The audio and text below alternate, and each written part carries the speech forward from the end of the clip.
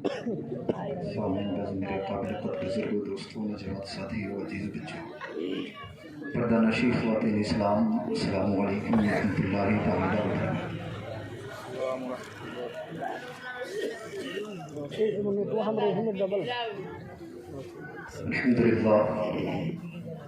الحمد لله رب العالمين والعاقبة للمتقين والصلاة والسلام على رسوله الكريم أما بعد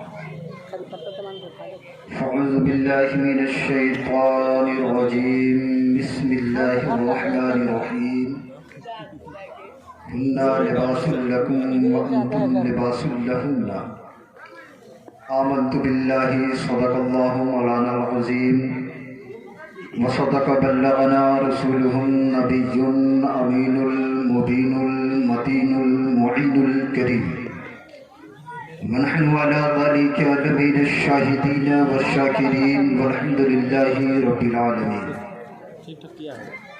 اعلیٰ حضرت عظیم البرکت امام عشق و محبت ارشاد فرماتے ہیں، واہ کیا مرتبہ غوث ہے بالا تیرا۔ بہت دیر سے آپ حضرات سماعت کر رہے تھے نا، بس اعلیٰ حضرت نے جو فرمایا ہے غوث اعظم کی بارگاہ میں اسے سماعت کر لیں۔ واہ کیا مرتبہ غوث ہے بالا تیرا، اونچے اونچوں کے سروں سے ہے قدم اعلیٰ تیرا۔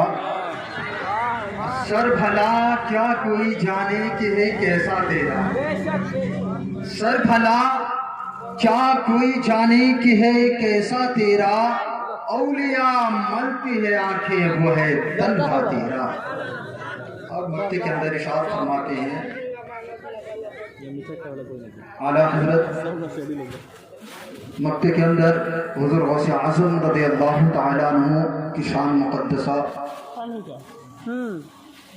غوث اعظم رضی اللہ تعالیٰ عنہ کی عظمت، ارشاد فرماتے ہیں کہ تیری سرکار میں لایا ہے رضا اس کو شفیع، تیری سرکار میں لایا ہے رضا اس کو شفیع، جو میرا غوث ہے اور لاڈلا بیٹا تیرا۔ عقیدت و محبت کے ساتھ دل کی عطا گہرائی کے ساتھ، محبت عقیدت کے ساتھ، خلوصیت الہیت کے ساتھ اپنے نبی پاک صلی اللہ تعالی وسلم کی بارگاہ عالیہ میں درود و سلام کا نظم عقیدت پیش کرے، پڑھے آواز بلند۔ اللہم صلی علی سیدنا مولانا محمد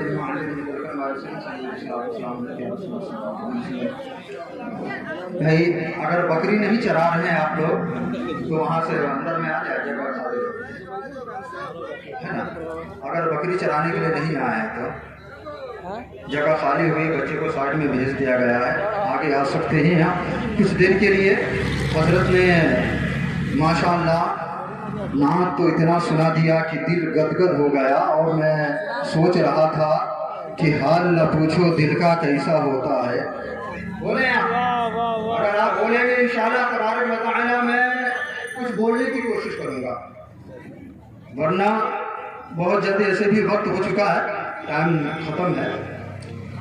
حال نہ پوچھو دل کا کیسا ہوتا ہے، ہونٹوں پر جب نعت کا نغمہ ہوتا ہے، اور مچل کے بول دیجئے، حال نہ پوچھو دل کا کیسا ہوتا ہے، ہونٹوں پر جب نعت کا نغمہ ہوتا ہے، دنیا کی ہر چیز ادھوری لگتی ہے، دنیا کی ہر چیز ادھوری لگتی ہے، سامنے جب سرکار کا روضہ ہوتا ہے۔ دنیا کی ہر چیز ادھوری لگتی ہے، سامنے سرکار۔ نعرہ تکبیر، نعرہ رسالت۔ سبحان اللہ، حضرت کی طرف سے آ گیا۔ سبحان اللہ، حضرت کو دیکھیں نواز دیے ہیں، حضرت کے لیے دعا کر دیں، وہی عروج وہی آن بان شان ہو جائے، وہی عروج وہی آن بان۔ دیکھیں آپ بھی دعا لینا چاہیں تو آ سکتے ہیں، ہے نا، اس میں کوئی حرج نہیں ہے نا۔ وہی عروج وہی آن بان شان ہو جائے، اللہ کرے حضرت پھر سے جوان ہو جائے۔ آمین آمین آمین ثم آمین آمین آمین۔ اس میں حرج نہیں ہے، اور حضور غوث اعظم رضی اللہ تعالیٰ عنہ کے مقدس مہینے میں شادی خانہ آبادی، اور یہ ماشاءاللہ یہ جو آ گیا ہے نا یہ بھی ضروری ہے، اس لیے کہ کبھی کبھی سفر میں ٹرین میں بہت کام آ جاتا ہے نا حضرت۔ کیا کہنا ہے؟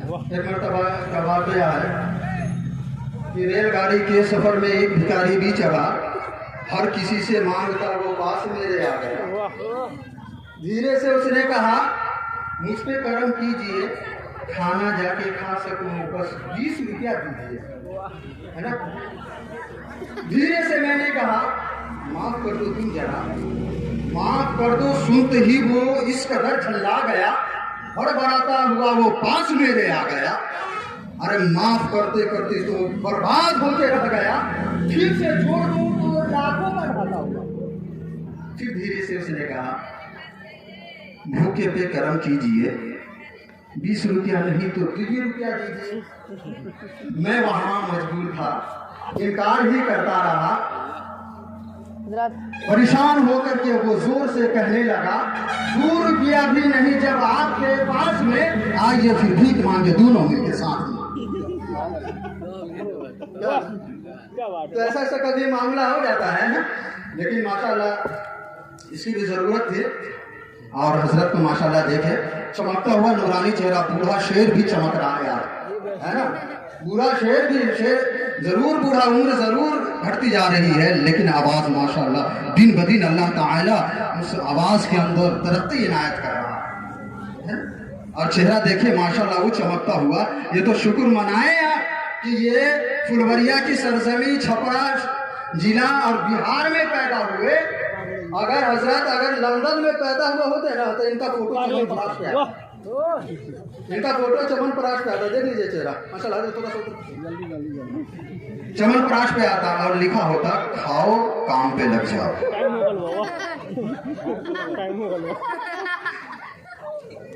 درود پاک پڑھیں، اللہم صلی علی سیدنا مولانا محمد المعدن صلاۃ و سلام علیک یا رسول اللہ صلی اللہ تعالی علیہ وسلم۔ مسکرانا ضروری ہے، اس لیے کہ مسکراتے رہیں گے انشاءاللہ تبارک و تعالی تو آپ کو سننے میں مزہ آئے گا، مجھے بولنے میں مزہ آئے گا۔ کہنے کا مقصد صرف یہی ہے کہ کہیں پر عذاب کہیں پر ثواب ہوتا ہے، کہیں پر عذاب کہیں پر ثواب ہوتا ہے، پیار میں کہاں حساب و کتاب ہوتا ہے۔ ارے مسکراتے رہو محفل میں بیٹھنے والوں، مسکراتے رہو محفل میں بیٹھنے والوں، اداس رہنے سے چہرہ خراب ہوتا ہے نا، تو مسکراتے رہیں انشاءاللہ تبارک و تعالی، آپ کو بہت اچھا لگے گا۔ شادی خانہ آبادی، ایک بچی کی شادی، لڑکی کی شادی ہے۔ حضرت محترم آپ غور کر لیں، اللہ تبارک و تعالی نے عورت کو، لڑکی کو، عورت کو کتنا اس کا مقام بلند رکھا ہے۔ آج ہم اپنی بیویوں سے لڑتے جھگڑتے ہیں، اپنی بیویوں کو گالیاں دیا کرتے ہیں۔ آج ہمارا معاملہ یہ ہے کہ ہمیشہ اس کے ساتھ تناکشی اور غصے سے بات کرتے ہیں۔ کیوں بھائی؟ عورت وہ چیز ہے جو دل کا سکون عورت ہے۔ عورت آپ کے لیے اطمینان ہے، عورت آپ کی خوشی ہے، عورت آپ کی چاہت ہے، عورت آپ کو گناہوں سے بچنے کا ایک ذریعہ ہے۔ عورت کا مقام بہت بلند ہے، لیکن آج ہم جدھر سے آئے اگر ذرا سا معاملہ گرم ہے تو اوپر سے اور ہم کٹائی کر دیتے ہیں۔ حضرات، اگر ہر انسان اپنی عمر کو پہنچتا ہے تو اس کی شادی ہوتی ہے، آپ ہر انسان آپسی جو شادی شدہ ہے، آپسی تناؤ ہر انسان کے بیچ ہوتا ہے، لیکن آپ کو ایک طریقہ بتاؤں، میاں بیوی میں کبھی جھگڑا ہوگا ہی نہیں، میاں بیوی کے بیچ کبھی نااتفاقی ہوگی ہی نہیں، چاہے وہ لاکھ آپ غصے میں ہو یا وہ، لیکن جھگڑا ہوگا ہی نہیں۔ ایک چیز وہ کیا ہے؟ اس کی تعریف ہے، اس کی آپ تعریف کر دیں۔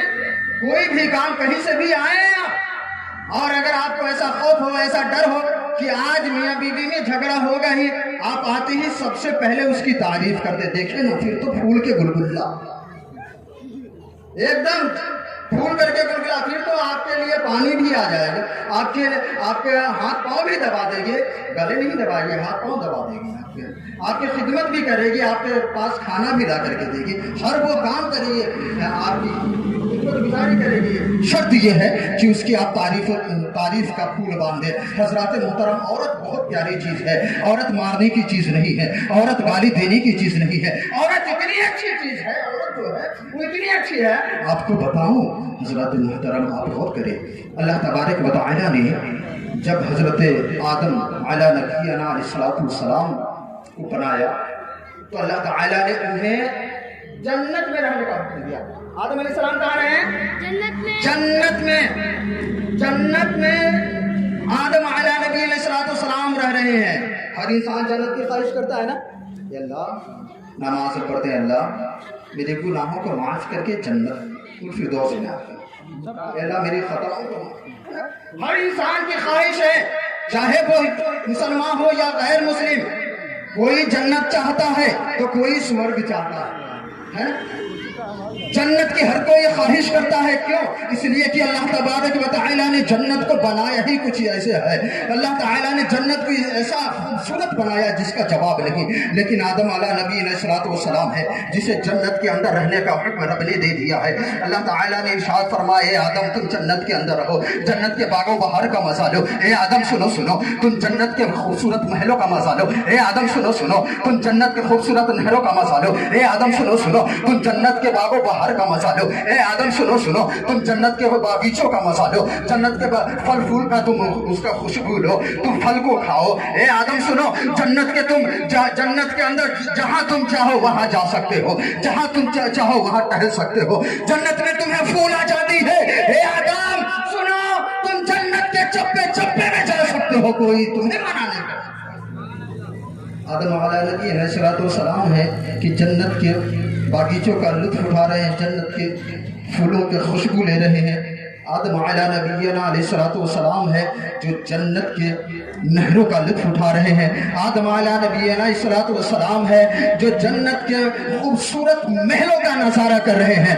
لیکن جب جنت کے چپے کا نظارہ کرنے کے بعد میں حضرت آدم علیہ نبینا علیہ السلام جب جنت کے باغ و بہار کا مزہ لے لیے ہیں، پھولوں کا لطف اٹھا چکے ہیں، پھلوں کا لطف اٹھا چکے ہیں، جب جنت کے محلوں کا آپ جو ہے جائزہ لے چکے ہیں، جنت کے محلوں کو آپ دیکھ چکے ہیں، سب چیز جنت کا دیکھنے کے بعد میں رب کی بارگاہ میں فریاد کرتے ہیں، آدم علیہ نبینا علیہ السلام، اے مالک مولا، اے پاک پروردگار عالم، واقعی تو نے جنت کو بہت خوبصورت بنایا ہے۔ اے مالک مولا، واقعی تو نے جنت کو بہت اعلیٰ بنایا ہے۔ اے مالک مولا، واقعی تو نے جنت کو بہت اچھا ڈھنگ سے سجایا ہے۔ اے مالک مولا، واقعی تیری جنت میں کسی چیز کی کمی نہیں، لیکن مولا تیری جنت کے اندر مجھے دل نہیں لگ رہا ہے، تیری جنت کے اندر میرے قلب کو اطمینان و سکون نہیں، مولا تیری جنت کے اندر میرے دل کو اطمینان حاصل نہیں ہو رہا۔ اے مالک مولا،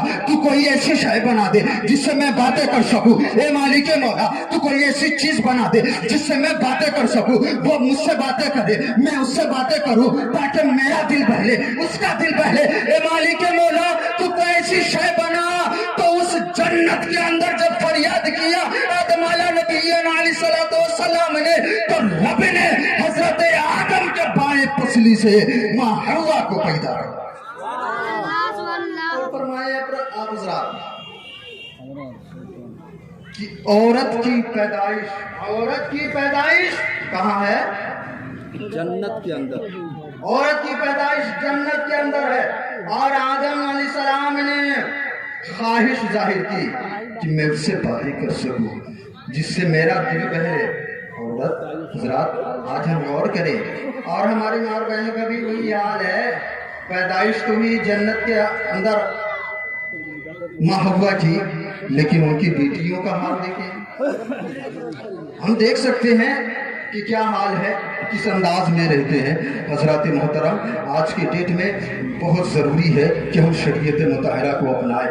عورت کا مقام بہت بلند ہے، اسی کے قدموں میں جنت ہے۔ وہی عورت ہے کہ جب بیٹی ہے تو ماں باپ کے لیے، گھر کے لیے رحمت ہے۔ وہی عورت ہے کہ جب شادی کی عمر میں پہنچی ہے ماں باپ نے اس کے لیے نیک صالح شریعت مطہرہ پر زندگی گزارنے والا اسے خود بنایا، اس کے لیے نیک دولہا تلاش کر کے اور اس کے نکاح کر دیا، تو وہی عورت ہے جو اپنے ماں باپ کے لیے جنت بنتی ہوئی نظر آتی۔ آقا ارشاد فرماتے ہیں کہ جس انسان نے اپنی بیٹی کی شادی کی اچھی پرورش کر کے نیک اس کا دولہا تلاش کر کے، آقا ارشاد فرماتے ہیں کہ اس کے لیے جنت واجب۔ جنت ایک لڑکی کہ صدقے میں اللہ تعالیٰ جنت عنایت کر رہا ہے۔ آپ غور کریں، عورتوں کا مقام حضرات محترم وہی عورت ہے کہ ماں باپ کے لیے جنت بھی بن رہی ہے، اور وہی عورت ہے کہ جب شادی کے بعد جب رشتہ نکاح میں جڑ جاتی ہے تو اپنے شوہر کا دل کا سکون بنتی ہے، دل کا اطمینان بنتی ہے، اور وہی عورت ہے کہ جب ماں بنتی ہے تو اللہ تعالیٰ اس کی اولاد کے لیے اس کے قدموں میں جنت رکھ دیتا ہے۔ لیکن آج حضرات محترم عورت نے اپنے معیار کو اتنا گھرا لیا ہے جس کا جواب نہیں۔ حضرات محترم میں آپ سے کیا بتاؤں، حضرات ہم اپنے آپ کو دیکھیں کہ ہم شریعت مطہرہ پہ زندگی گزار رہے ہیں یا نہیں گزار رہے ہیں، ہم کس انداز میں ہم چل رہے ہیں۔ حضرات محترم وقت قلت دامن گیر ہے، اس لیے میں اپنی بات کو یہیں پہ ختم کرنے کی کوشش کر رہا ہوں کہ اللہ تبارک و تعالی مجھ سے بولنے میں کسی قسم کی کوئی لغزش ہو گئی ہو تو اسے معاف عطا فرمائے۔ میرے ساتھ آپ بھی پڑھ لیں، استغفر اللہ ربی من کل ذنب و اتوب الیہ، کلمہ طیبہ لا الہ الا اللہ محمد رسول